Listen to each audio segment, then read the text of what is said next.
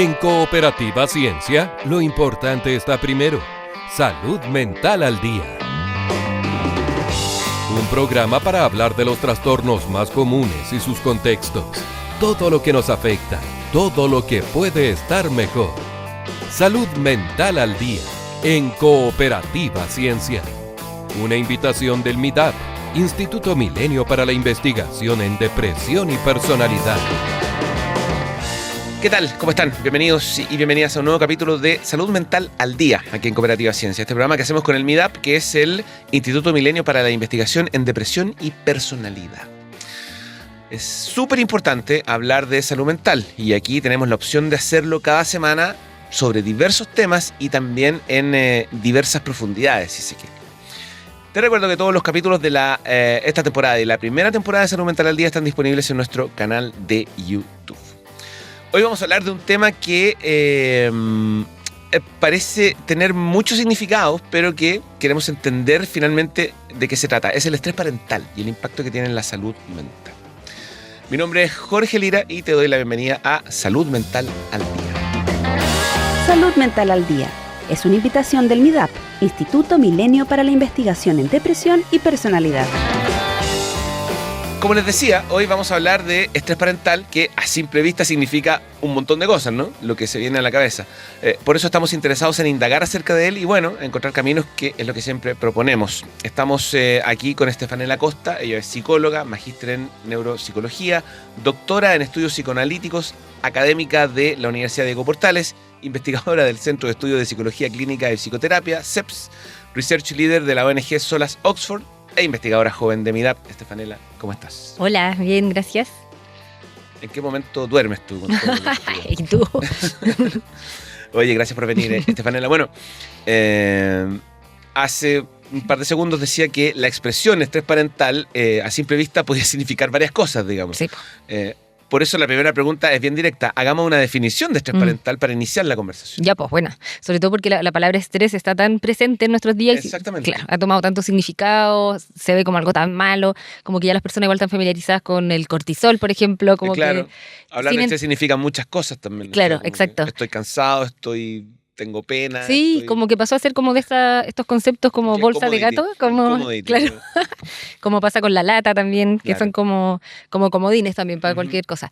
Pero en el caso del estrés parental, no crean que la investigación está tan lejos de ese problema, de que también a veces en la misma investigación se confunden los conceptos y se empiezan a operacionalizar, como decimos nosotros, o sea, como que se empiezan a estudiar de una manera como si fueran una cosa u otra. Entonces igual hay que tener ojo con que todos los resultados que discutimos sobre estrés parental, en algunos casos se refieren a un tipo de estrés y en otros a otro tipo de estrés. ¿Ya? Así que igual existe eso. Claro. Pero muy a grandes rasgos no podemos imaginar que como lo dice su palabra, el estrés parental tiene que ver como con un malestar asociado a la crianza que va un poco más allá de lo que podemos tolerar o con lo que podemos lidiar en el día a día, ¿ya? O sea, todas las personas que somos cuidadores principales de niños o niñas sabemos que las labores de cuidado son estresantes, ¿sí? O sea, son una carga, son difíciles, es harto trabajo, tienen también una carga emocional importante, pero para algunas personas, por distintos motivos que podemos discutir, algunos más externos y otros más internos,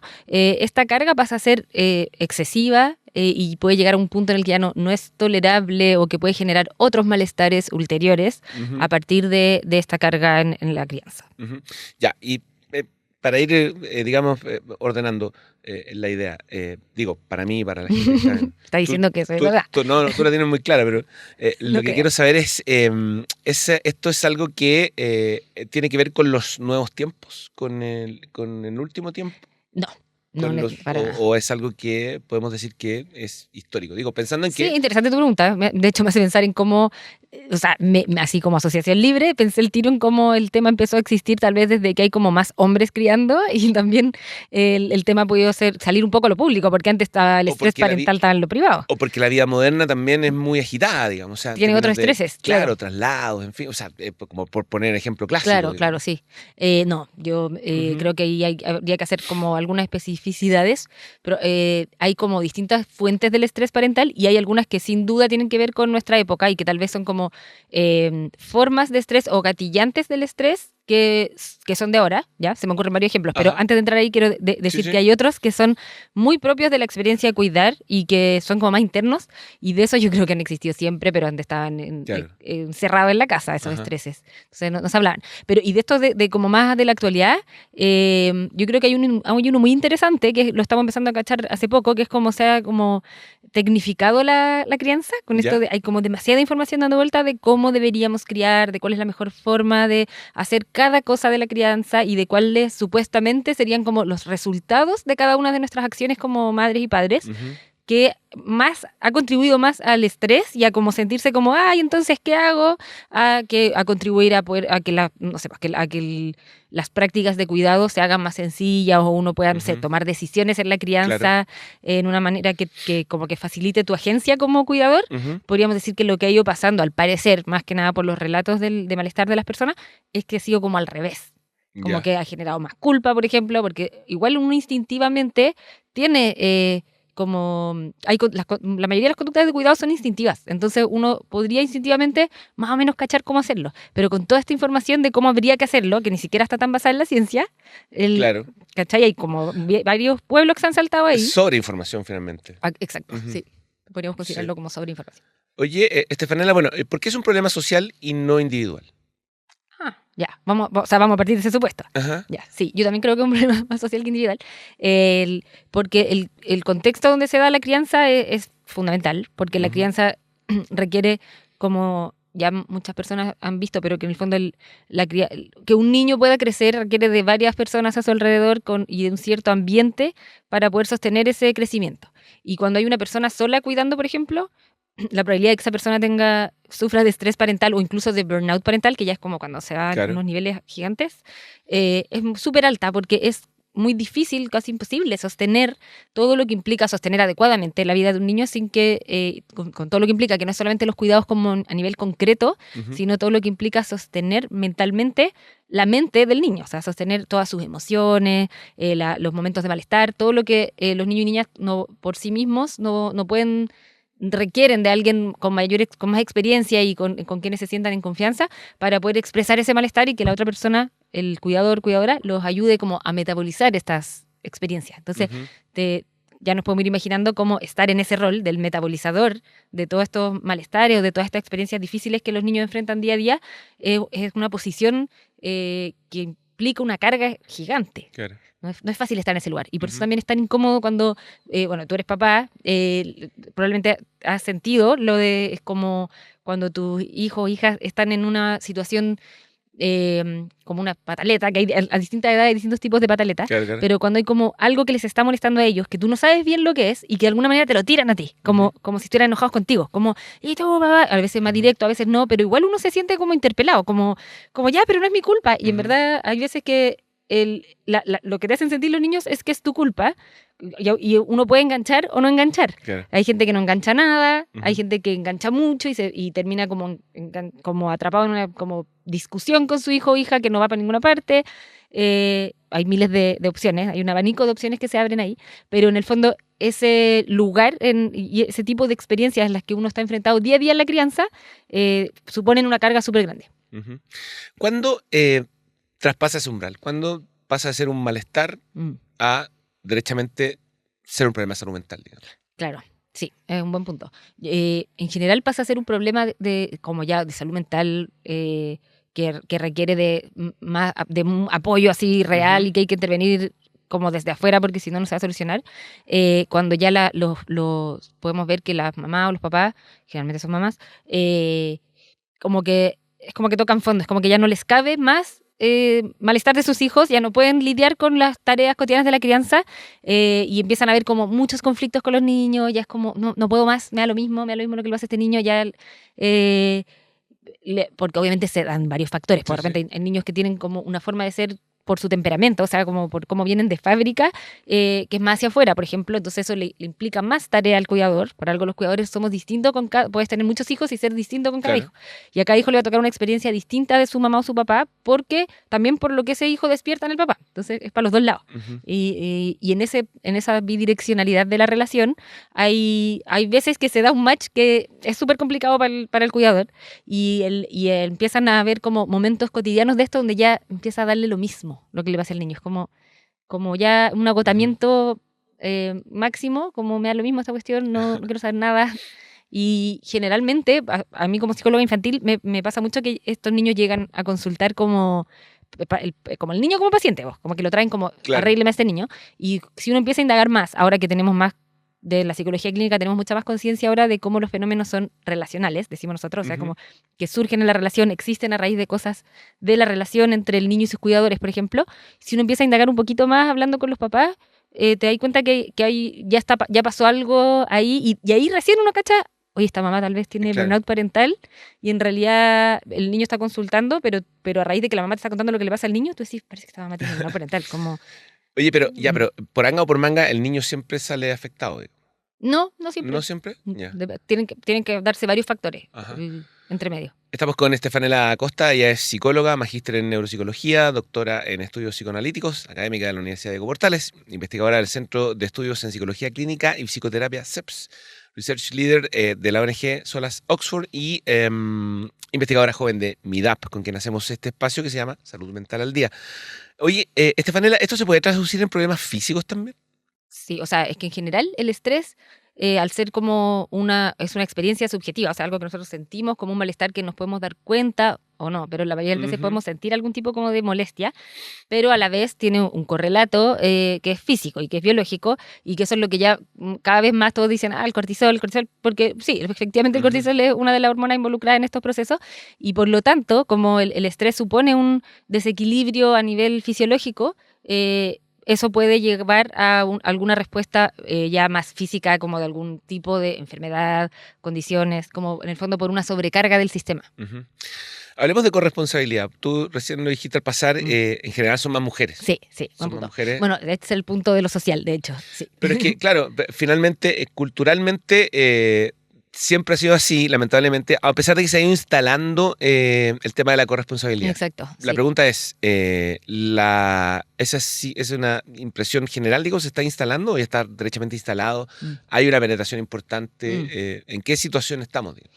O sea, eso es una pregunta más como que los sociólogos manejan mejor, pero por lo que yo he visto de los estudios que hacen desde la sociología, por ahora es una idea, más que nada, ¿no? O sea, no se ha instalado en las prácticas, en la vida real, en los números, no se ve que se haya instalado casi nada la corresponsabilidad. Es más que nada como en un segmento de la sociedad donde hay más como... más que nada como que está instalada, como tú decías, la idea. O sea, hay como más una... como que se entiende que eso es importante, pero no hay personas que efectivamente lo estén ejecutando en una cantidad que digamos, hubo un cambio social. Claro. No, pero sí el cambio social está dando vuelta en las mentes, por lo menos. Y podríamos esperar que eso algún día se refleje en algo más concreto. Y eso juega un rol también en el hecho de que, o sea, partimos de la base de que ya esto no está tan instalado, está instalado como idea, pero no está tan ejecutado, digamos. No es que sea una realidad así tan tangible, digamos, cuantificable. Sí. Entonces, claro, sabemos que las mujeres son las que se llevan la mayor carga. Sí, absolutamente. Eso, además, genera un impacto adicional.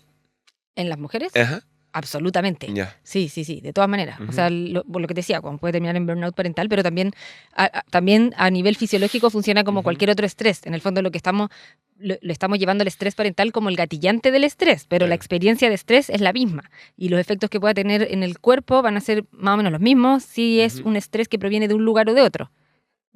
Como ese tipo de estrés, ese tipo de amenaza a la vida. ¿Y qué pasa cuando no hay autopercepción de que algo está pasando? Muchas veces pasa eso. Ajá. Muchas veces pasa eso, sobre todo en como el círculo vicioso del estrés y del burnout, que es como que la persona no es que diga como, uy, me siento un poco estresada, parece que, sino que es como que ya empieza a hacer aguas por distintas partes y muchas veces, y ojalá fuera siempre así, hay otras personas alrededor que se pueden dar cuenta que esta persona lo está pasando mal y pueden decirle como, oye, parece que no como que está ahí comportándote de una manera distinta, no sé, estás aislada, no has ido últimamente a las juntas de amigas, estás durmiendo más, estás comiendo mucho, muy poco, ya no estás haciendo deporte, no sé, lo que sea. Y si tu entorno te lo puede reflejar en una manera cariñosa y como libre de juicio, eso te puede permitir a ti decir, y tomar como medidas, cartas en el asunto. Lo más probable es que venga desde afuera.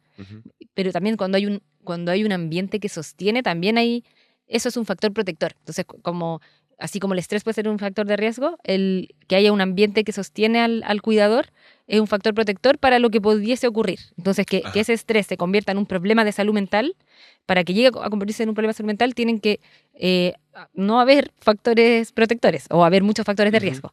Si hay un ambiente que sostiene y que acompaña, eso va a ser un factor protector. Entonces, podría ser que ese estrés no termine en un problema de salud mental o se trate a tiempo o no se vuelva a repetir, por ejemplo. En una familia, digamos, mamá, papá, hijo, ponte tú. Si la mujer se lleva toda la carga, de pronto el papá tal vez se sienta responsable en algún momento y intente ejecutar o ejercer esta corresponsabilidad. Y finalmente se da cuenta que no puede, se vuelve en contra y se puede ver afectado también a partir de eso con estrés parental. Él. Como a partir de que se da cuenta. A partir de que se da cuenta que no se la puede, digamos. Claro. Yo creo que ahí. O que no sabe, digamos, no necesariamente no se la puede, sino que no sabe, siente que no tiene la herramienta, en fin. Claro.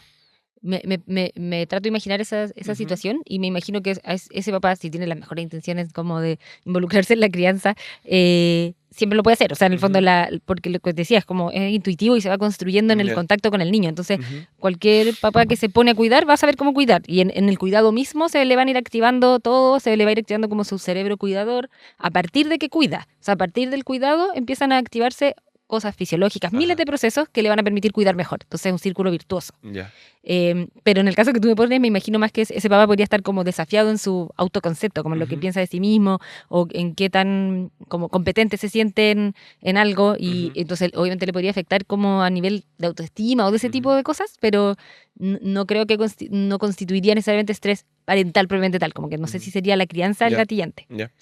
Oye, Estefanía, recién hablaste de este factor protector que podría constituirse el entorno. Sí.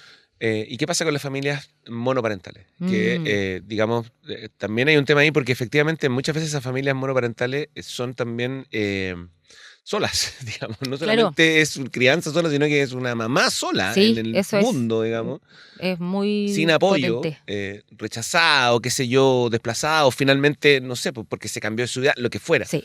Eso es un factor de riesgo gigantesco, como el aislamiento, la falta de redes. O sea, lo que más puede protegerte de que el estrés del día a día de la crianza no sea propiamente estrés parental o burnout parental, es justamente la cantidad de redes con las que cuentas. Y por eso es un problema social, porque en el fondo hay países donde el Estado se hace mucho más cargo del cuidado de los niños, como que hay mucha más responsabilidad en eso. Entonces, cuando el Estado toma eso, hay muchas más posibilidades para los cuidadores de poder, o sea, como que da lo mismo que tengan o no familia extendida, por ejemplo, sino que cuentan con otras cosas en su entorno que les permiten como compartir la responsabilidad del cuidado de los niños. Entonces la corresponsabilidad en realidad debería ser como más una responsabilidad compartida como más como sociedad. Claro. ¿Cachai? Más que entre mamá y papá solamente. Y en el fondo, en sociedades como la nuestra, que son como más de familias grandes, de abuelos, ¿no? Eso naturalmente ha ido cayendo en la familia extendida, como que las personas las personas que cuentan con abuelos, por ejemplo, tienen una crianza mucho más menos pesada que las personas que no cuentan con ese recurso. Y en el fondo no lo tenemos resuelto como sociedad, como de manera más institucional, sino que está resuelto, cada uno se las arregla en cómo funciona su familia. Y en general las familias que tienen que no cuentan con una red de familia extendida, como con otros adultos que puedan cuidar a los niños, por ejemplo, sus crianzas es mucho más estresante que la de otras personas. Es evidente. Y yo me imagino que a partir de eso también hay mucho, porque también hay una cuestión muchas veces económica, vulnerabilidad, etcétera. Eso me imagino que un montón de esos casos deben estar escondidos. Claro, invisibilizados total. Digamos. Exacto, ese es un muy gran punto. Y eso, hay políticas públicas como el Chile Crece Contigo, por ejemplo, que han tomado en cuenta eso. Como, ¿cómo hacemos para que, por ejemplo, mamás, como familias monoparentales donde hay una mamá que cuida y que no tiene a nadie, que a veces, por ejemplo, son personas migrantes, que no tienen ni siquiera, que viven en barrios donde no tienen una comunidad en el barrio, no tienen familia, a veces ni siquiera hablan el idioma, o sea, de verdad, y hay muchas personas así, y obviamente es súper invisibilizado por lo mismo, porque están como desconectados de la comunidad, pero muchas veces igual tienen que ir a consultar a salud primaria, por ejemplo, tienen que llevar a la guagua al control de niños sanos, y esos son como momentos en los que ellos tienen contacto con cosas de la sociedad, y ahí uno tendría que agarrarlos y meterlos en un grupo de mamás, apoyarlos, detectar factores de riesgo, y tratar de lo más posible de incorporarlas a que puedan volver a tener como una red de apoyo social. Así es como funciona tú el ejemplo que dabas recién como de apoyo del Estado, de institucional. Por ejemplo, sí, pues eso sería una de las... Pesquisarlo, digamos, de manera más prematura. Sería un mecanismo específico de cómo se podría hacer. Oye, Estefanela, última. Lo han nombrado varias veces, el burnout parental. Ese es el punto máximo, ¿no?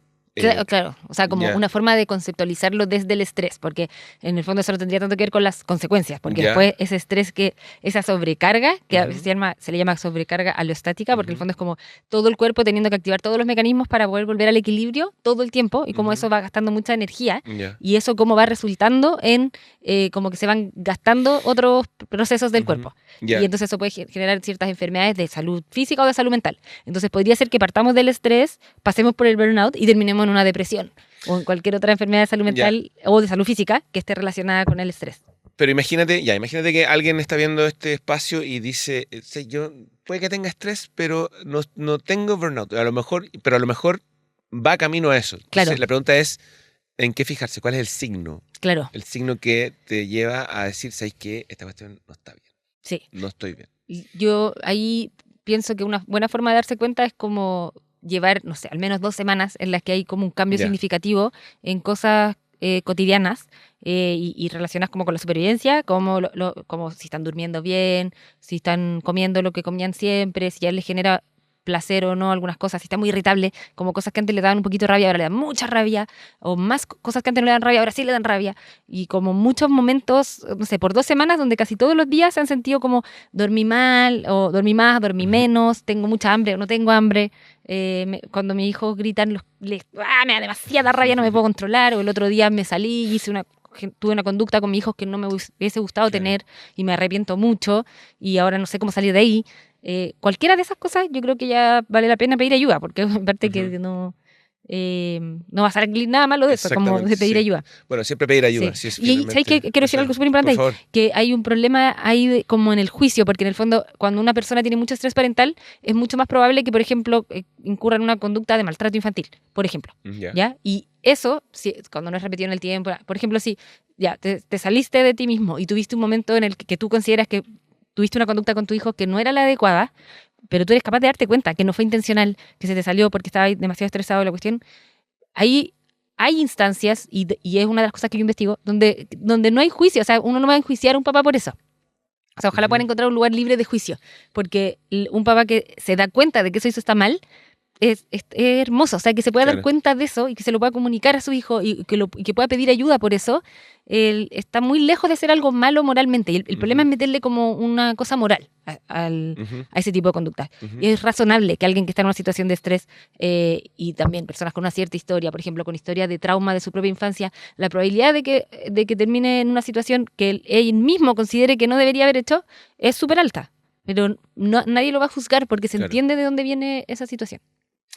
Estefanela Costa es psicóloga, magíster en neuropsicología, doctora en estudios psicoanalíticos, académica de la Universidad de Portales, investigadora del Centro de Estudios en Psicología Clínica y Psicoterapia, CEPS, research leader de la ONG Solas Oxford e investigadora joven de MIDAP, y estuvo con nosotros hablando de este tema tan interesante que al comienzo partimos de un panorama muy general y que logramos acotar a cuestiones bien específicas e interesantes que pueden ser de gran ayuda para quien esté viendo este espacio. Estefanela, muchas gracias. No, gracias a ti.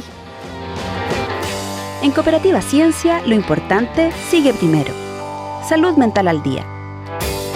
Nosotros lo vamos a dejar hasta aquí, vamos a despedir este capítulo y bueno, los invito a que revisen todos los capítulos anteriores de esta segunda temporada de Salud Mental al Día, los de la primera también, todos muy útiles, muy interesantes para que los compartan, para que los viralicen, para que los vuelvan a revisitar, disponibles en nuestro canal de YouTube, @Cooperativa Ciencia. Nos vamos a encontrar en la próxima para seguir conversando sobre salud mental. Que estén muy bien. Chao, chao. En Cooperativa Ciencia fue Salud Mental al Día, con todo lo que nos afecta y todo lo que puede estar mejor. Salud Mental al Día, una invitación del MIDAP, Instituto Milenio para la Investigación en Depresión y Personalidad.